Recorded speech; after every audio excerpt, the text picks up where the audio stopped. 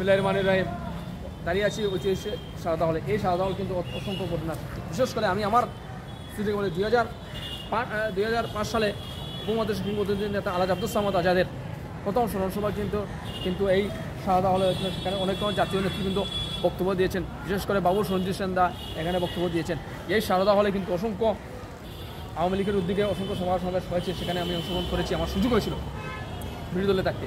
এই সারদা হলে কিন্তু বাংলাদেশ ছাত্রলীগের সিলেট জেলা ছাত্রলীগের কিন্তু অসংখ্য সম্মেলন হয়েছে। এই সারদা হলে গেলে কিন্তু একসময় সাংস্কৃতিক অঙ্গন, রাজনৈতিক অঙ্গন, অসংখ্য কর্মকাণ্ড পরিচালিত হতো।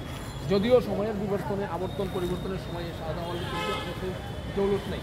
আমরা সিটি কর্পোরেশনকে আহ্বান জানাবো যে এই সারদা হলে কিন্তু সংস্কার করা হয়েছে ব্রিটিশের সময়, বেশ কিছুদিন বন্ধ ছিল। তৎকালীন সময় 2005 সালে আবার এটা সংস্কার করা হয়েছিল, কিন্তু কিছুদিন পর সংস্কার করার পর কিছুদিন চালু হয় আবার বন্ধ হয়ে যায়।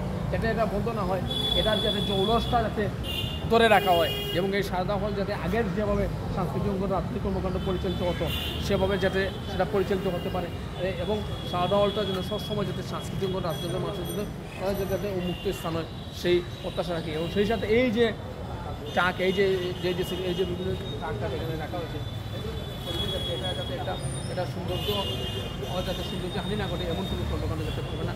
সিটি কর্পোরেশন আশা করি একেবারে উদ্যোগ নেবেন। জেলা পরিষদ চেয়ারম্যান মহোদয় আছেন, এখানে অনেক সংসদ সদস্য মহোদয় আছেন, ওনারা কার্যকর পদক্ষেপ নিলে ইনশাআল্লাহ আমাদের ঐতিহ্য যে গৌরবের সারদা হল সেই সারদা হল আবার সেই জৌলস ফিরে পাবে, সেই প্রত্যাশা শেষ করলাম।